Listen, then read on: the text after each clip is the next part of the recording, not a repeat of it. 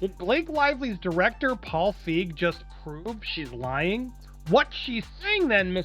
Feig, is a lie. Blake Lively completely lost it after being utterly torn apart by her director from a simple favor. You got trolled online for your own actions. Honestly, it's a mess that everyone's trying to steer clear of, but the director's revelations are definitely going to cast a not-so-flattering light on Blake. It's just funny because now we can see that it's absolute nonsense. And let's be real, who knows the crew's dirty secrets better than the person in charge, right? Blake Lively has been working so hard to sell this poor me victim story. It's honestly kind of impressive. I just reported on Blake being terrified to walk the carpet. She spent months painting this picture of herself as a fragile, emotionally shattered woman who could barely hold it together. You know, the type. Crippling trauma, extreme anxiety, emotional devastation, all that jazz.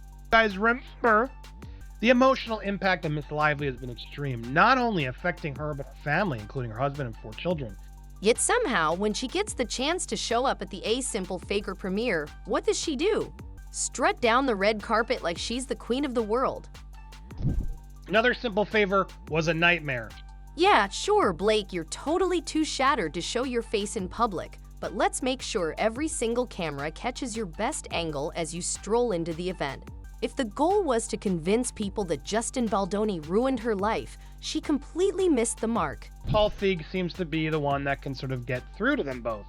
Instead of looking like a woman broken by this whole legal mess, she looked like someone who was just soaking up all the attention, like she was on top of the world.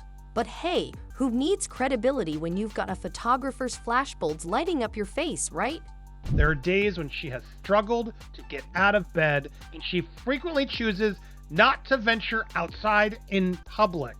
So there she is, all smiles, all confidence, snapping pics with fans and posting her perfectly curated candid moments on social media. This is the same woman who just days before told the court that she could barely even leave the house because of her anxiety and trauma. Behind closed doors, she has suffered from grief, fear, trauma, and extreme anxiety. She's also been experiencing repeated and painful physical symptoms as a result. Mr. Reynolds, too, has been affected mentally, physically, professionally by his wife and children's pain. She's out here making sure every moment is captured and uploaded for all to see. It doesn't seem like you're having that tough of a time, Blake Lively, I gotta be honest. And now your director is saying, well, you're wrong. She is not terrified to walk the red. Talk about a PR masterclass, because who wouldn't believe someone who's struggling to leave the house but still finds the strength to take 72 photos in one night, all while flashing a smile brighter than a lighthouse? If her legal team was hoping this would make her case airtight, they seriously underestimated how much of a mess this whole thing was turning out to be. What she's saying then, Mr.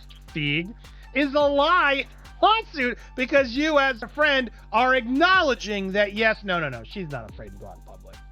But here's where the real plot twist happens. Her own director, Paul F., did her dirty. You know, the guy who directed A Simple Favor, the movie that she's now trying to drag through the mud with this lawsuit. Feig writing to Melanie King, you're wrong. Now, Melanie wrote Blake Lively and Anna Kendrick before they walked the red carpet at the South by Southwest, another Simple Favor premiere. I just reported on Blake being terrified to walk the carpet as Anna is pissed and never wants to work with her again. Feig wasn't having any of it when a journalist tried to sell the whole Blake is terrified to be seen at the premiere line. Feig shut it down immediately, and I'm talking immediately, with just 2 words. You're wrong. Just like that. No hesitation, no PR nonsense. He didn't mince words, he straight up called her out. And let's be real, he did it in the most savage way possible. Now, him saying you're wrong is very strange to me because she's not wrong. He's just out there gaslighting the world into pretending that Blake and Anna are best friends when they're not. And those 2 words, game over. In one fell swoop, they managed to wipe out any shred of credibility Blake had left. Suddenly, it wasn't just her behavior exposing the lie, it was her own director saying that none of it was true. Ouch! This wasn't some random tabloid writer spilling tea.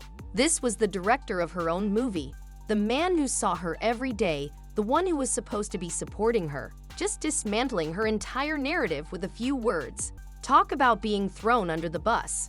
Said, please clarify, Paul Feig, are you confirming Blake's lying in her complaint?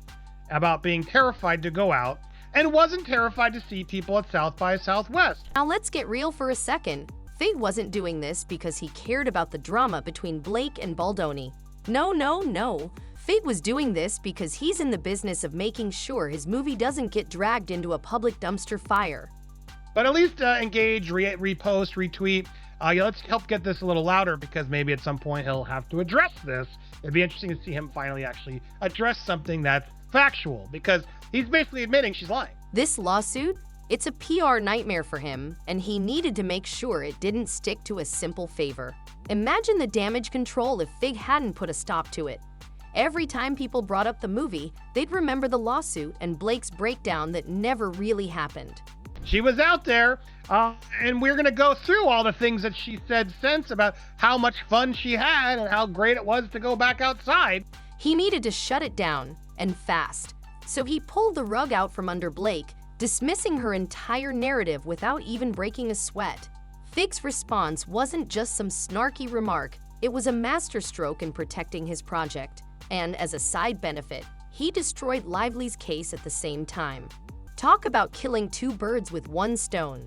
Also, why are you always not trying to deny that Anna and Blake can't stand each other when they can't? Your crew confirmed this to me. Now, Paul's pretty vocal on social media. He has yet to reply. And if you think Fig's words were the worst blow, hold on to your seat, because we're just getting started.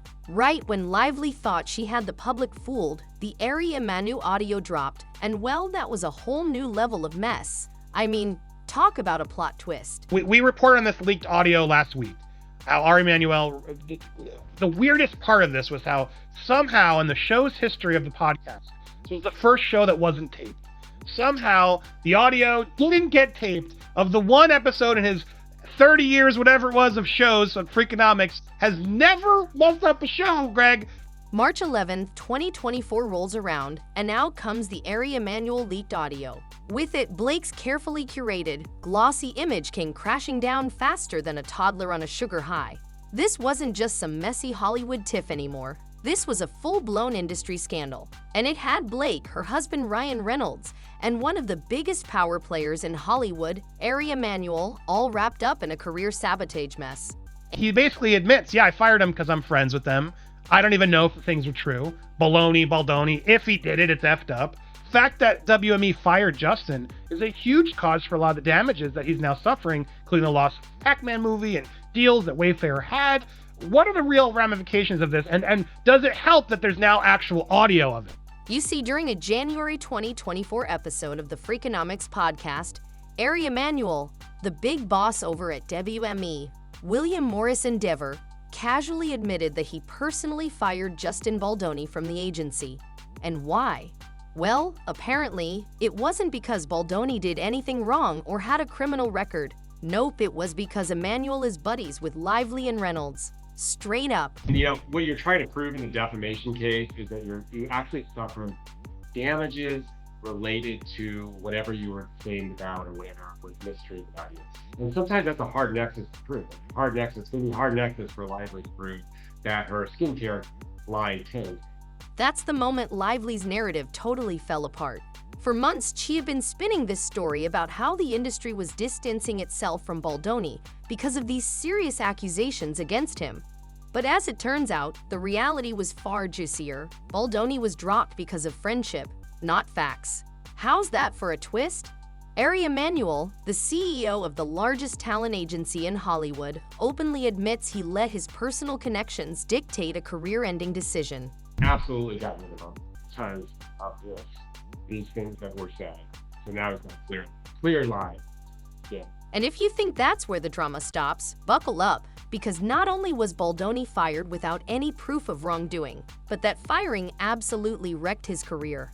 The guy had a live-action Pac-Man movie lined up, a major studio-backed project that could have been his ticket to superstardom. But after WME dropped him, that movie went poof, vanished, gone. The same thing happened with Wayfair Studios. Right, and so if you have somebody who has a significant amount of power in the industry and has the ability to tell stars not to go on your podcast in the future and has general ability to make life uncomfortable for you and ask for a favor, you're more inclined to do it, right? They had been in talks with streaming giants like Amazon Prime Video and Apple TV Plus for a new series, one that was supposed to be the crown jewel of their production. But after Baldoni was exiled from the industry like he had the plague, dead in the water, no streaming platform is going to sign a guy who's just been quietly tossed out by the most powerful talent agency in Hollywood. So yeah, Baldoni lost millions, and his career basically fell apart, all because of Lively's inner circle. A little nepotism goes a long way, doesn't it?